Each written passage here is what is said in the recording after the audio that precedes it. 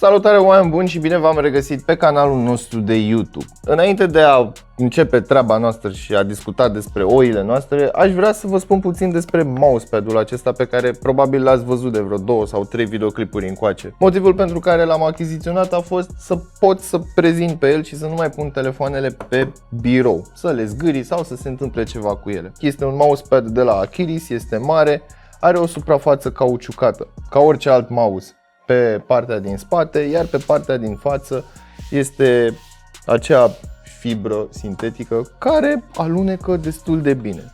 Bine, nu vă imaginați că acesta este un mouse extraordinar de performant, dar dacă vrei să ții mouse-ul, tastatura, laptopul, vrei să prezinți și tu ceva pe canalul tău de YouTube dacă ai, poți să-ți ții coatele, să nu te doară coatele și așa mai departe. Așadar, o să las un link cu el în descriere, are un preț mai mult decât acceptabil, iar calitatea în raport cu acesta este destul de bună. Plus că poți să-l speli, nu la mașina de spălat, dar poți să iei un burete fin și să dai pe această suprafață în cazul în care, eu știu, ai vărsat suc, mâncare sau sosul la blanao de la pizza s-a scurs.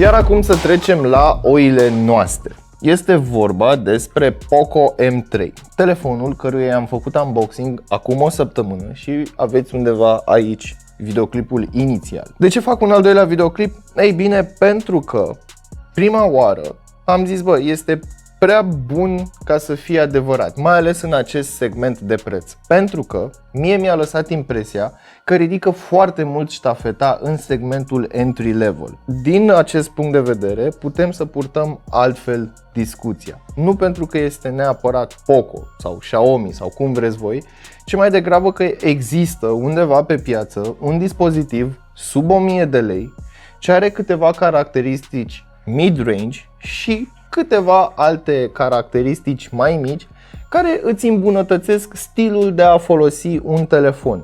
Din nou, un telefon din acest segment de preț, pentru că Poco M3 nu este făcut să înlocuiască un mid-ranger, nu este făcut să înlocuiască un flagship sau un high-end, ci pur și simplu este făcut să-ți ofere o experiență cât de cât completă în ceea ce privește un smartphone, ideea de smartphone sau ideea de ce poți să faci cu acest telefon. Hai să vorbim puțin despre caracteristicile lui, să facem un mic refresh despre ce procesor are, câți RAM are și cum s-a descurcat în testele sintetice. Vom vorbi puțin despre fotografie, pentru că și aici m-a surprins, însă nu m-a dat pe spate. Și în final să vedem cum stăm cu recomandarea acestui telefon, pentru că din nou, consider că este un telefon foarte interesant, cel puțin în acest segment de preț. Acestea fiind spuse, hai să vorbim despre cum m-am înțeles cu acest M3 timp de o săptămână. Voi începe cu materialele de construcție. În videoclipul anterior am spus că este făcut din plastic și că pe spate are o textură asemănătoare cu o minge de basket. Într-adevăr, sporește cumva aderența pe care o ai asupra telefonului și personal nu am simțit nevoia să folosesc acea husă inclusă în pachet, deși este recomandat în cazul în care îl scapi pe jos. Telefonul cântărește undeva la 200 de grame și are un ecran de 6,53 inch în diagonală. Așadar, nu este nici cel mai mic, nici cel mai mare, nici cel mai ușor și nici cel mai greu dispozitiv. În ceea ce privește experiența de utilizare basic, să-i spunem așa, apeluri, texting, stat pe rețele de socializare și așa mai departe, nu am avut absolut nicio problemă, iar faptul că ecranul este Full HD îi conferă un plus față de celelalte telefoane aflate în acest segment de preț, iar pentru asta eu mă declar mulțumit. Poate o mică de tot steluță aș putea să adaug aici.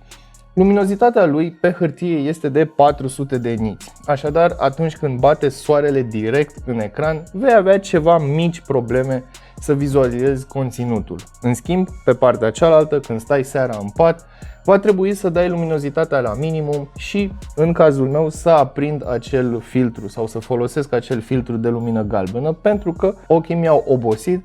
Așadar, am preferat să folosesc acel filtru și nu am avut absolut nicio problemă.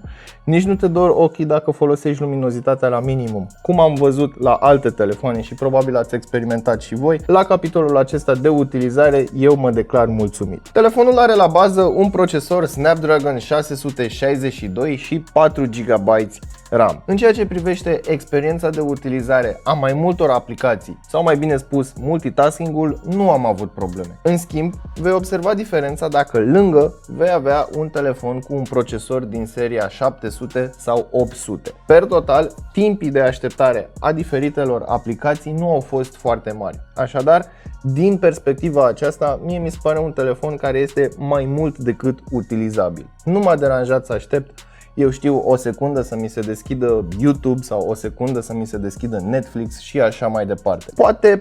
Poate mi-aș fi dorit să aibă 6 GB RAM, însă astea sunt alte mofturi pentru alte segmente de preț. 4 GB mi se par suficienți în 2020 și 2021 pentru a avea o experiență cât de cât fluidă. Spațiul de stocare, 64 sau 128. Eu aici nu am ce să comentez, pentru că am și suport pentru card microSD. Iar atunci când vine vorba de pus muzică, filme sau mai știu eu ce altfel de conținut vrei tu să pui pe telefon, ai posibilitatea să folosești un card microSD. Din nou, nu am ce să comentez asupra spațiului de stocare intern. Pe partea software, vine cu ultima versiune de Android, și anume 10 plus MIUI 12. Așadar, experiența software este cea pe care o întâlnești și la celelalte telefoane mid-range sau high-end de la Xiaomi/Poco. Per total, este un pachet destul de bine închegat și destul de bine optimizat. Am primit două update-uri, unul de soft și unul pentru aplicațiile preinstalate, iar cel de soft, în changelog, scrie acolo că îmbunătățește experiența software. Ce-i drept, s-a dovedit a fi adevărat, pentru că am observat că după această actualizare, telefonul s-a mișcat ceva mai fluid, ceva mai rapid. Așadar, băieții chiar își fac treaba când vine vorba de a lansa software actualizat și optimizat, iar la capitolul acesta, din nou, sunt mulțumit și nu am ce să comentez. Mai departe, hai să vorbim și despre experiența foto. Telefonul este triple camera, dar pe mine mă interesează senzorul principal de 48 de megapixeli f1.3, pentru că ceilalți doi senzori sunt de 2 megapixeli și sunt macro și depth. Nu sunt atât de utili, iar producătorii adaugă aceste camere doar ca să ia ochii și să pară că este quad camera, triple camera, dual camera și așa mai departe. În schimb, senzorul principal reușește să scoată fotografii pline de detaliu, corect expuse și corect contrastate. Asta înseamnă că acest telefon dă ture celorlalte modele din acest segment de preț. Nu o să se apropie de Mi 10T Lite, să spunem, nu o să se apropie de alte telefoane din acest segment de preț mid-range. Dar pentru un entry level, sau mai bine spus un telefon ce are un preț entry level, e bine, mie mi se pare că este cel mai bun pe care eu am pus mâna până acum. Un avantaj este camera, aplicația camerei în sine. Pentru că știți vorba aia, se spune că cea mai bună cameră foto este aia pe care o ai la tine. Și dacă se întâmplă să o ai pe asta, ei bine, în aplicația camerei vei găsi modul manual, care se aseamănă foarte mult cu celelalte telefoane mai scumpe de la Xiaomi și de la Poco.